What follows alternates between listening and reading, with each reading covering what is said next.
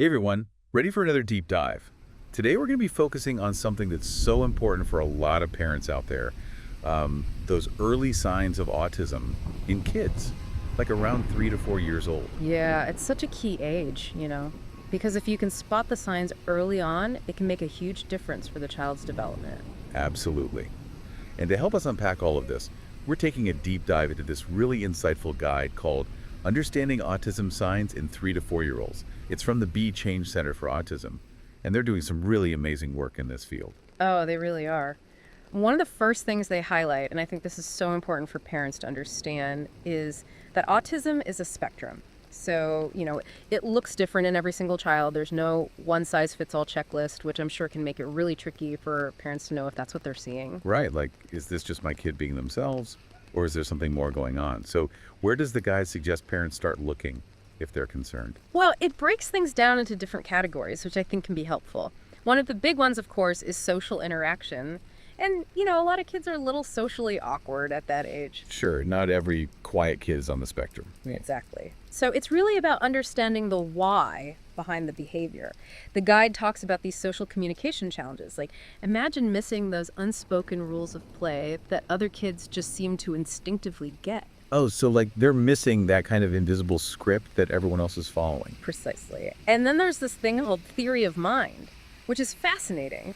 It's basically the ability to understand that other people have their own thoughts and feelings separate from your own. So like if my kid freaks out because their friend won a game, it's not just them being a sore loser, it could be something more. Exactly. It could be that they literally can't understand why their friend isn't as upset about losing as they are. It's not about being difficult, it's a difference in how they understand the social world. That's a really important distinction. Are there any other signs within this social interaction category that parents should keep an eye out for? Absolutely. Sensory sensitivities are a big one. Think about a playground, all those noises, the bright colors, the chaotic energy. Right, it's a lot to take in. For some kids, it can be totally overwhelming to their sensory systems. It's not that they're being picky, it's just that their brains are wired to experience those sensations more intensely. So while everyone else is having a blast on the swings, they're feeling bombarded. Exactly. And then, of course, there's communication itself. Some kids might be late talkers, or they might take things very literally, which can make it difficult to understand jokes or metaphors. Yeah, that literal thinking is something I've heard a lot about with autism. It's common, and because communication is so central to social interaction, these challenges can make it really hard for kids on the spectrum to connect with their peers, even if they really want to. It really highlights how interconnected all these different aspects of autism can be. So, what can parents do if they're noticing these kinds of things in their child? Well, the guide really stresses the importance of seeking professional guidance if you have any concerns at all. Early intervention is key. The Be Change Center, with its focus on ABA therapy, is a fantastic resource. Okay, let's unpack that a bit. We know early intervention is important, but what does that actually look like, especially from an ABA therapy standpoint? Well, ABA therapy, it's really interesting because it's all about understanding the why behind a child's behavior. So let's say a child is having meltdowns at the playground, right? An ABA therapist wouldn't just try to stop the meltdowns. They'd want to figure out what's triggering them. Okay, so like getting to the root of the problem. Exactly. Is it the noise? Is it the crowds? Is it a specific sensory input that's setting them off? And then, once they figure that out, they can start teaching the child coping strategies to manage those triggers. So it's about giving them the tools to navigate their world, not just trying to force them into a box that doesn't fit. 100%. And the early part of intervention is so crucial here. The guide actually uses this great analogy. It's like building a bridge. The earlier you start building that bridge, the stronger it's going to be. And that bridge is what helps these kids access a world of possibilities. I love that analogy. And I imagine ABA therapy can look very different for each child, depending on their unique needs, right? Absolutely. It's highly personalized. So, for example, some kids might really benefit from social skills training, like learning those unwritten rules of interaction, but in a safe, structured setting. So like a social boot camp, but fun. Exactly. And then others might need more help with communication, maybe using visual supports like picture cards to help them express themselves, or learning how to interpret those nonverbal cues that they might be missing. Yeah, those visual aids seem to be a recurring theme in the guide. Which makes sense, right? Providing that clear, concrete information that their brains crave. It can be transformative. Now, another area the guide delves into is repetitive behaviors and special interests. Oh, yeah. This is a big one, and I think a lot of parents struggle with it. It's easy to just see it as, like, quirky behavior, or worse, as something they need to discipline out of their child. Right. But the guide encourages parents to look at it from a different perspective. Because for a lot of kids on the spectrum, repetition is regulating. It provides comfort in a world that can feel really overwhelming and unpredictable. So instead of just saying, stop lining up your cars, it's about saying, hey, what is it about lining up these cars that makes you feel good? Exactly. Now, that doesn't mean you never redirect. Of course, there are times when you need to. But starting from a place of empathy, trying to understand the why behind the behavior can make a world of difference. And that's where ABA therapy comes in again. Okay, so how does that work in this context? ABA therapists can work with parents to identify those triggers for repetitive behaviors and then help them come up with alternative ways to meet those needs. So if the lining up is about seeking a sense of order, maybe introducing a different activity that involves sorting or organizing. Exactly. It's about being creative and finding those win-win solutions that respect the child's needs while also teaching them new ways to cope and engage with the world. It sounds like a constant process of learning and adapting, both for the child and for the parents. It definitely is, and that's why having a strong support system is so important. And speaking of support, the guide highlights the incredible resources that the Be Change Center offers to parents. Oh, like what? Tell me more. Well, for one thing, they have these amazing parent support groups, which can be such a lifeline. Imagine being surrounded by other parents who truly get it, who've navigated these same challenges and triumphs. Right, like you get me, you get my kid. You get the intense joy of watching them master a new skill that other kids might take for granted. Yes, exactly. And it's not just emotional support either. They offer workshops, training sessions, even parent-to-parent mentoring.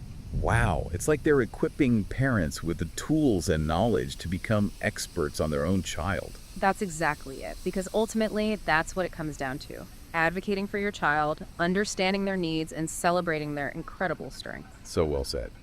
Now, we've covered a lot of ground on social interaction, sensory sensitivities, repetitive behaviors, but the guide also mentions a few other things to look out for, right? It does. Things like a child's response to their name, it might be inconsistent. And again, not out of defiance, but maybe because they're processing auditory input differently. Interesting. And pretend play, which seems so natural to most kids, can actually be really challenging for kids on the spectrum because it requires that abstract thinking, which again, their brains might be wired to approach more concretely. Right. And Yeah. so while these are just potential indicators, not diagnostic criteria by any means, they all point to the importance of early intervention. The earlier we can understand and support these kids, the brighter their futures will be. It's about giving them the tools to thrive on their terms in a world that doesn't always understand difference. Beautifully said. And that's definitely something worth fighting for. 100%. Now, I know we've been focusing on the challenges, but this guide also emphasizes the incredible strengths of kids on the spectrum, right? Absolutely. Their attention to detail, their ability to focus intensely on their passions, their unique ways of seeing the world, these are all strengths that can lead to amazing things. It's about shifting our perspective, recognizing that neurodiversity is not a deficit. It's just a different way of being. Perfectly put. And when we embrace that difference, we open up a world of possibilities, not just for these kids, but for all of us. I love that. Well, on that inspiring note, let's take a quick pause to absorb all this incredible information. And when we come back, I want to circle back to something you mentioned earlier, the power of parent support. Because let's face it, this journey can feel overwhelming at times. It can, but it doesn't have to be a solitary one. We'll be right back. And we're back, everyone. You know, before the break, we were talking about how important it is for parents to have that support system, that village, especially when you're raising a child with autism. It makes all the difference. You know, in those early days, it's easy to feel like you're the only one going through this, with all the challenges and questions. But the truth is, there are so many other parents out there who truly get it. Yeah, it's like you need that reminder sometimes that you're not alone on this journey. Exactly. And that's something the Be Change Center understands so well. They've done such a great job of creating this network of support for parents, at every step of the way. It's like they've created this safety net to catch parents when they're feeling overwhelmed or like they're falling through the cracks. Perfectly said. Their parent support groups are a great example of that. It's a safe space for parents to just, connect with each other, share their experiences, their struggles, their triumphs. I bet those groups are a mix of like venting sessions and brainstorming sessions, and probably a few celebratory high fives thrown in there too, right? Oh, absolutely. It's about normalizing the ups and downs of this journey, right?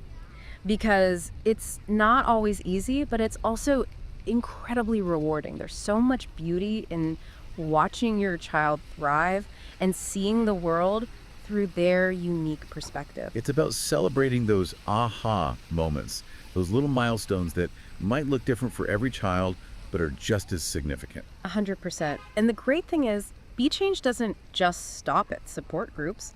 They also offer these incredible workshops for parents on all sorts of topics, like, how to understand IEPs, how to navigate those sensory meltdowns that can sometimes happen in public. So they're really giving parents the tools and the knowledge to advocate for their children in a really powerful way. Exactly, because ultimately that's what it's all about, right? Empowering parents to be the best advocates for their kids. And they even have this parent-to-parent mentoring program, which I think is fantastic. Oh, that's awesome. It's like having a veteran guide by your side, someone who's been there, done that, and can offer, practical advice, encouragement, that kind of thing. There's nothing quite like that empathy that comes from someone who's walked in your shoes. Exactly. So it's about building that village, that support system that every parent needs and deserves, especially when raising a neurodiverse child. And it's not just about the practical stuff either. It's also about having that emotional support, having someone who gets the roller coaster of emotions that comes with this journey. Because it is a roller coaster, right? Yeah. There are incredible highs and lows, joys and fears and triumphs. It's true, and I think that's a really important message for parents to hear. It's okay to not be okay all the time.